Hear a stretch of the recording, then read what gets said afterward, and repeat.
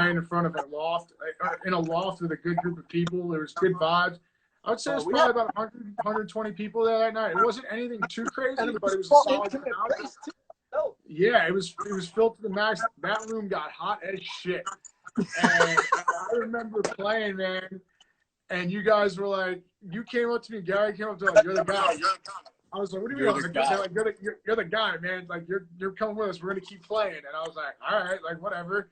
I turned to James Ream, been friends with him for years. I was like, bro, thank you so much for bringing me to this. This is amazing. From there, we went to, Pennsylvania. I went up to Rhode Island, Washington, D.C., Baltimore, Miami, Atlanta. Is there any way you can pull up a picture about Rally in the Alley if you can and show them how dope this party was that we threw? I don't know if you can. Pull this up right now.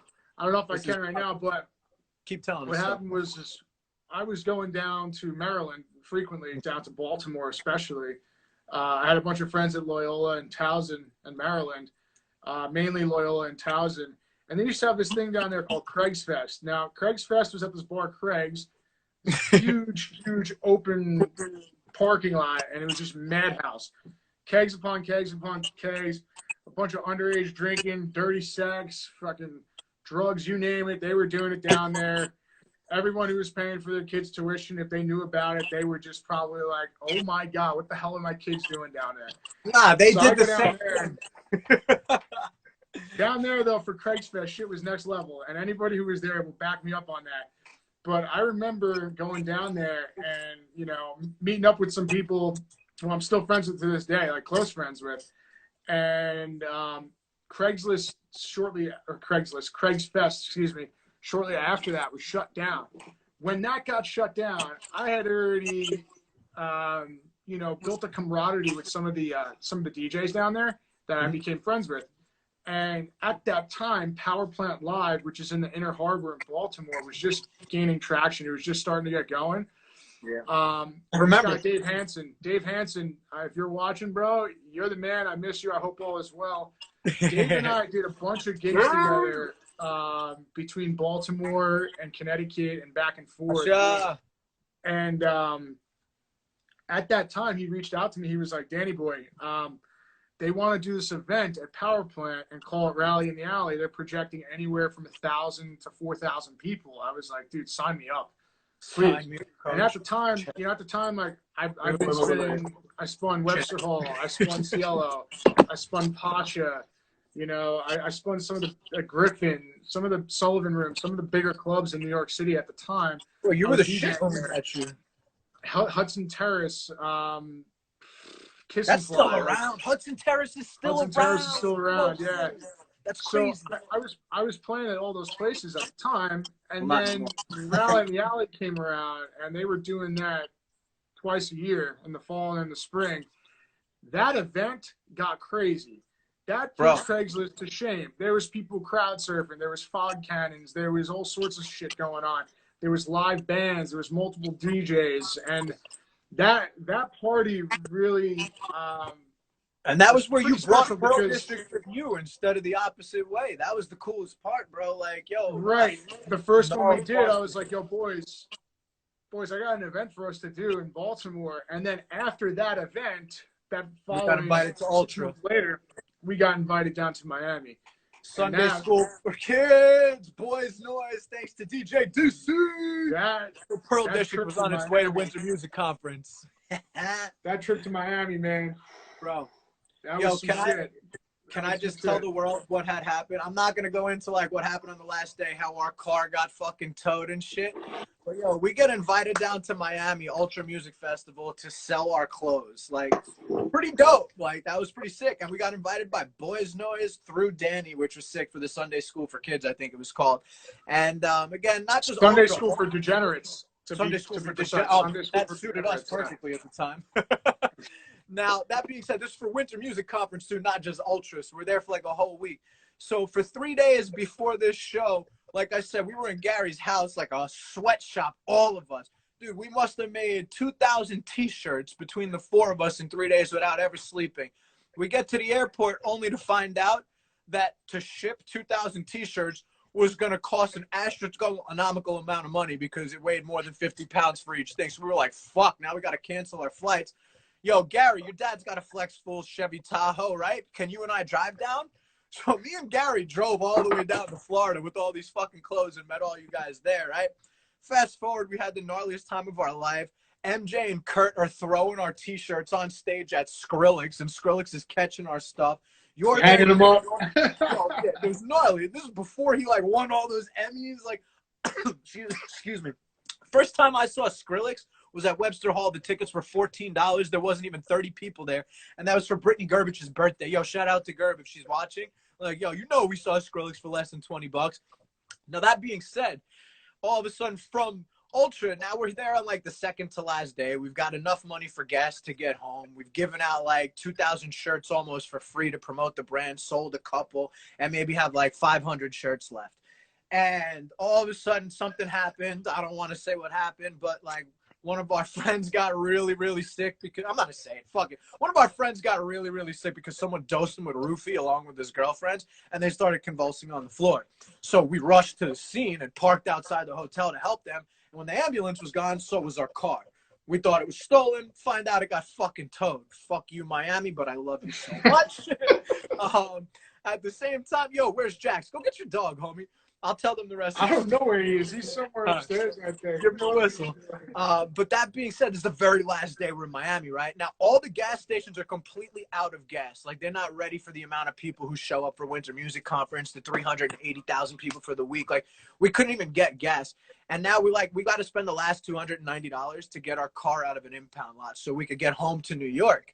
So now we get the car out, but we have no gas money, and we don't have enough gas to like drive to the next town to find a gas station that's open because Miami is finito, bro. Like it's over, papi. There's nothing left. There's no fucking gas at all. Left. Cuban links, they were like, nah. So Senzo gives us this idea with MJ, and they're like, bro, head shops. We're like, what? He was like, you need to drive around to the head shops within a 5-mile radius of Miami right now and try and sell these T-shirts to head shops. Because the T-shirt that we had that was left was Pac-Man eating a bunch of rolls saying rollin', which was pretty dope. And then we had the Got Fives, because anybody who knows that you get a dub in New York back in the day is $20 for a dub, 4 people on an L, everybody throws down 5. So instead of Got Milk, Got Fives. And that shit Charlie Sheen. Yo, and the Charlie Sheen Tiger Charlie Blood, Sheen, bro. That was the best. Back when he was banging 7-gram rocks. So that being said, we go to the first head shop, and they're like, nah, we're not going to buy it. We'll do it on consignment. We tell them our situation, and they buy 20 shirts off the bat. That gave us enough gas to fill up the tank in their town and go to the next 3 head shops. We sold more shirts at each head shop. Cool. We called our parents, like, yo, we told them the situation. They're like, nah, we helped you invest in this company and get down there. Like, we helped you buy all the T-shirts and all this shit. Like, figure it the fuck out. We're like, we're going to make school. So wait, then y'all made it up to Coastal Carolina and then got stranded there, right? Son, you ready? So, yeah, pretty much. So we made enough money selling T-shirts around the Miami area at head shops, which are basically like water pipes and water bowl smoking apparatus places. And fuck it, they're fucking bong shops, bro, for fucking stoners. But they bought our clothes, gave us enough gas money, and we drove to it gave us enough gas to get to Wilmington, North Carolina, which is where our friends went to college. And we stayed with a couple of our friends for a couple of days while we did the same thing. We drove around Wilmington trying to sell our shirts to head shops. Half of them told us to fuck off. The other half of them were like super receptive, like, yeah, dude, this is dope. Let's help you out. And they gave us enough money between the 4 head shops in Wilmington to drive to Towson College in Maryland, where Senzo was Miami, had already flown home to because he didn't have to drive. So lucky him. But thank God he went to Towson because we drove to his dorm room or his rental place that he chilled at. And we were there for about a week and a half. Dude, it was so much harder to sell T-shirts at the head shops down there. But we didn't have enough money to get home to New York until about 6 days later. And we finally sold like 30 T-shirts. Like, it's not a lot, but 30 T-shirts gave us enough guap at $20 a piece to get home to New York. It was a week and a half long excursion from Miami to New York, and that was the craziest, well, not the craziest, but one of the craziest experiences ever, like trying to get home from Florida to New York, bro. That night, the night you guys got back, if I remember correctly, I had a gig and y'all came straight to my gig. Straight to it. Straight to it. Yeah. Was that the one? That wasn't nuts. even Nissan. Was that Nissan Sushi Night too, or no? No, that was the following week. That was crazy. I was at Pasha. I was at Pasha that night, and I was like, "Where the fuck are you guys? Like, where the hell have you been?" They're like, "Yo, craziest story. You guys show up at Pasha going on. I'll never forget. I was going on at 3 a.m. and I remember I dropped the needle on the vinyl, and I look up, and you're like, "Yo!" And I was like, "What? There he is. Where you boys come from? Where you guys been?" You were like, "Yo, craziest story." And I'm like, "All right, I'm done at 5. Tell me at 5 a.m. when I'm done." And I remember walking around with you guys in the city and like hearing the story. I'm like, "Yo, can I get a ride home?"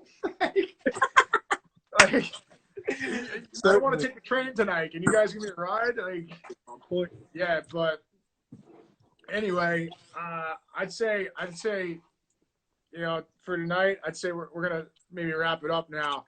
But real quick, just so let me ask you this though. I just want to kind of get into some funny shit though, because like that's like a little story about how you and I met, some crazy shit that you and I have been through the years. Like to get. There's more. There's way more. Oh, of course, there's way more, but that's for later episodes. We'll get into it.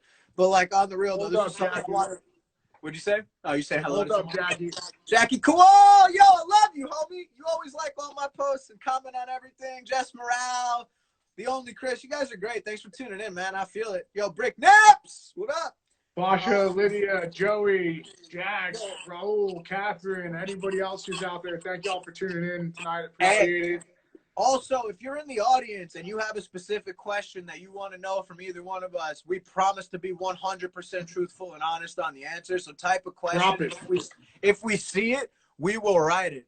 All right? I mean, we will respond to it. But, yo, Denny, let me ask you this, bro. What's the funniest fucking Tinder nightmare you've ever had? Oof. Oof. Oof. All right. That one for you. I've told this story before. When I tell this story, people are like, "You did what?" So I'm in Colorado. Thanks for the comments, guys. You're the best. I'm in Colorado. This is 2016. When Tinder first came out.